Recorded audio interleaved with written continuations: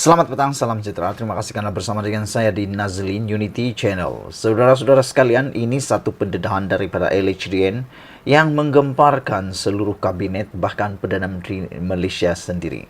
Sebelum saya teruskan ulasan kali ini, jangan lupa share video ini, tekan butang subscribe dan tinggalkan komen Anda tentang isu ini. Adakah Anda juga setuju dengan tajuk isu ini? Yaitu rakyat jadi mata telinga LHDN, pantau cukai Perdana Menteri dan Kabinet. Wow, ini satu perkara yang diumumkan LHDN memang menggemparkan kita dan tak pernah kita fikirkan, tetapi satu perkara yang memang patut berlaku. Yang mana rakyat disaran atau digalakkan menjadi telinga LHDN untuk memantau cukai Perdana Menteri dan Kabinet. Bagus jugalah seperti ini, bukan saja kepada Perdana Menteri sekarang ini, tetapi kepada Perdana Menteri yang akan datang, bahkan ahli-ahli kabinet, menteri-menteri yang akan datang turut akan diketahui adakah cukai mereka tidak dibayar atau belum dibayar. Kerana kita selalu nampak dalam berita-berita sekarang memaparkan yang mana termasuklah menteri-menteri, orang-orang kaya didakwa kerana tak membayar hutang LHDN. Tak membayar LHDN. Cukai tak dibayar. Ini maksudnya sudah kaya, banyak pendapatan, takut lagi nak mengurangkan pendapatan itu, takut lagi nak membayar LHDN atau cukai. Mana adil macam tu kan? Kita rakyat biasa, kita tetap membayar cukai dan kita membayar dengan baik. Namun, yang menyedihkan ada beberapa pendakwaan di mahkamah siasatan yang dibuat oleh LHDN yang menyatakan bahawa ada orang-orang seperti kabinet, menteri, ahli parlimen, ahli politik dan sebagainya tak bayar cukai. Oleh sebab itu, kita suka dengan cadangan ini. Saranan memaparkan maklumat cukai pemimpin kerajaan, termasuk Perdana Menteri dan anggota kabinet, dapat memastikan pengurusan cukai lebih telus, sekaligus dapat menjadi mata dan telinga kepada LHDN untuk melaksanakan tugas tanpa gentar. Sebelum ini, Minda Pengarang Berita Harian BH mencadangkan kerajaan meminda Akta Cukai Pendapatan 1967 menghalang LHDN mengeluarkan sebarang maklumat percukaian individu, perniagaan dan syarikat kepada pihak ketiga. Pindahan itu dapat mengecualikan golongan tertentu seperti anggota pentadbiran kerajaan supaya masyarakat boleh melihat sendiri dan memantaunya seperti dilakukan dalam pengisytiharan harta dan Suruhanjaya Pencegahan Rasuah Malaysia SPRM, sekaligus dapat menghapuskan persepsi LHDN hanya mengejar pemimpin kerajaan selepas tidak lagi berkuasa. Saya setuju dengan cadangan ini supaya ini ketelusan akan dapat dilihat dan tidak ada lagi dakwaan atau tuduhan yang kononnya LHDN hanya mengejar pemimpin kerajaan selepas tidak lagi berkuasa. Makna kata, semasa mereka berkuasa, tidak ada apa-apa dakwaan, tiada pendedahan berkaitan dengan cukai mereka. Selepas sudah tidak berkuasa, barulah ada pendedahan. Jadi, untuk menghapuskan persepsi buruk seperti itu, saya sangat setuju. Supaya akta diubah suai atau dipindah dan juga paparan di dalam maklumat LHDN berkaitan dengan cukai Perdana Menteri dan juga barisan kabinet perlulah ditunjukkan dengan lebih telus melalui laman web LHDN. Pindahan ini akan dapat sekaligus menghapuskan persepsi LHDN hanya mengejar pemimpin kerajaan selepas tidak lagi berkuasa. Pengerusi Yayasan Pusat Polisi dan Hal Ehwal Ekonomi PIS Muhammad Jamilah Zainul menegaskan saranan itu juga cukup berkesan bagi memantau kesalahan pengubahan wang haram. Sebenarnya wang haram dan tindakan melarikan diri daripada cukai sangat rapat dan berkaitan. Sudah tentu wang diperoleh secara haram tidak akan berada dalam bank maupun dideklarasikan kepada penguatkuasa.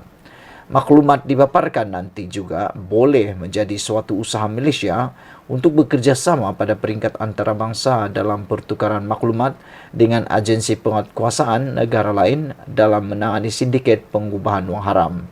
Kerjasama pada peringkat antarabangsa sudah tentu mengingatkan atau meningkatkan nama Malaysia sebagai negara yang serius dalam memastikan pentadbiran bersih dan amanah.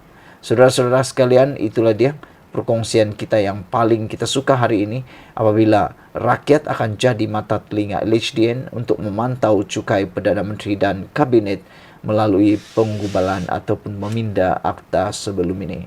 Apa pendapat anda sekalian? Adakah anda juga bersetuju dengan saranan ini? Bagi saya sangat setuju. Ini bukan untuk sekadar Anwar Ibrahim dan kabinetnya sekarang, tetapi untuk masa hadapan. Kita perlu ada kehidupan dan negara yang lebih baik. Ikuti terus ulasan selepas ini. Selamat malam, salam sejahtera. Terima kasih kerana bersama dengan saya di Nazlin Unity Channel. Isu paling hangat malam ini masih berkaitan dengan ada konon mengatakan bahawa BN akan keluar daripada kerajaan perpaduan. Tapi sebenarnya itu semua adalah fitnah semata-mata. Namun demikian, ada satu tulisan dalam sabudin.com yang amat menarik perhatian saya. Kenapa tidak Isham Jalil saja yang cadangkan supaya UMNO berpisah dengan DAP? Seorang ahli majlis kerja tertinggi MKT UMNO, Isham Jalil, sambil membidas bekas ahli Parlimen Damansara dari DAP, Tony Phua, kerana menggelar BN sebagai pakatan korup, turut mencadangkan agar DAP segera meninggalkan UMNO. Menurutnya, Tony Phua dalam hal ini boleh memberi cadangan kepada pemimpin parti DAP supaya meninggalkan UMNO daripada kerajaan perpaduan, sekiranya parti itu dilihat terlalu korup. Jika UMNO ini korup dan kotor sangat, tidak perlu tunggu PRU 16. Sekarang pun, kamu boleh cadang kepada pemimpin DAP untuk tinggalkan UMNO daripada kerajaan perpaduan. Saya okey sahaja jadi pembangkang. Jika tidak kerana titah yang di Pertuan Agong dahulu, UMNO dan BN memang bersedia untuk jadi pembangkang selepas PRU 15 tempoh hari. Kamu sedia jadi pembangkang? Tanyanya kepada Tony Phua. Apalah punya pemikiran pemimpin UMNO yang seorang ini? Kalau benar kamu okey jadi pembangkang, kenapa mesti menyarankan agar DAP yang meninggalkan UMNO? Bukankah kamu salah seorang ahli MT UMNO? Kenapa tidak cadangkan saja kepada UMNO agar keluar daripada kerajaan perpaduan dan memisahkan diri daripada DAP jika terguris hati dengan teguran Tony Phua itu? Mengapa pula mesti Tony Phua yang mencadangkan kepada DAP agar meninggalkan UMNO?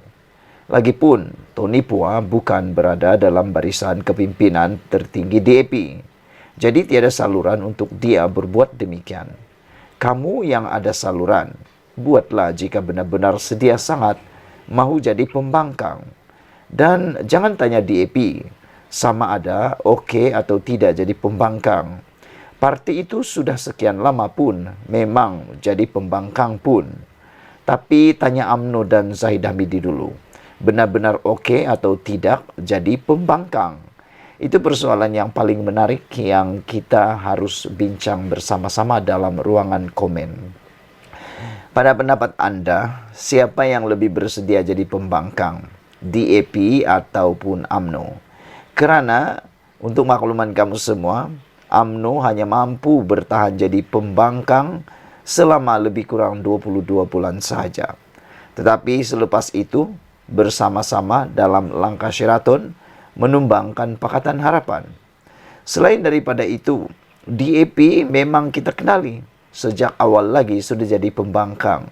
Pada PRU 15-14 yang lepas, menang tetapi akhirnya tumbang kerana langkah pengkhianatan daripada parti-parti sekutu Pakatan Harapan. Selain daripada itu, untuk makluman anda semua, DAP adalah parti yang memang sudah biasa menjadi pembangkang. Jadi sebab itu, sesuailah untuk ditanya. Tanya dulu UMNO dan Zahid Hamidi. Benar-benar okey atau tidak jadi pembangkang? Bersediakah mereka jadi pembangkang? Dan pertanyaan harus ditanya semula kepada Isham Jalil dengan mengatakan bahawa benarkah, kalau sediakah beliau menjadi pembangkang? Kenyataan Isam Jalil supaya Tony Pua mengarahkan ataupun mencadangkan pemimpin DAP meninggalkan UMNO itu sesuatu yang kurang tepat. Kerana yang kita tahu Tony Pua dia tidak ada apa-apa kapasiti pun dalam DAP. Apa punya pemikiran pemimpin UMNO yang seorang ini, kata Sabudin. Kalau benar kamu okey jadi pembangkang, kenapa mesti menyarankan agar DAP yang meninggalkan UMNO? Bukankah kamu salah seorang ahli MT UMNO? Kenapa tidak cadangkan saja kepada UMNO agar keluar daripada kerajaan perpaduan dan memisahkan diri daripada DAP jika terguris hati dengan teguran Tony Pua itu? Mengapa pula mesti Tony Pua yang mencadangkan kepada DAP agar meninggalkan UMNO? Lagipun, Tony Pua bukan berada dalam barisan kepimpinan tertinggi DAP. Jadi, tiada saluran untuk dia berbuat demikian. Kamu yang ada saluran, buatlah jika benar-benar sedia sangat mahu jadi pembangkang. Dan jangan tanya DAP sama ada okey atau tidak jadi pembangkang. Parti itu, parti DAP sudah sekian lama pun memang jadi pembangkang. Tapi Isam Jalil dinasihati, tanya UMNO dan Zahid Hamidi dulu, benar-benar okey atau tidak jadi pembangkang. Wah, ini satu persoalan yang anda boleh tinggalkan dalam ruangan komen jawapan-jawapan anda. Sekian dulu untuk kali ini. Jangan lupa tinggalkan komen anda. Sila tekan butang subscribe. Malaysia kita punya, kita jaga sama-sama cintai Malaysiaku. Bye-bye.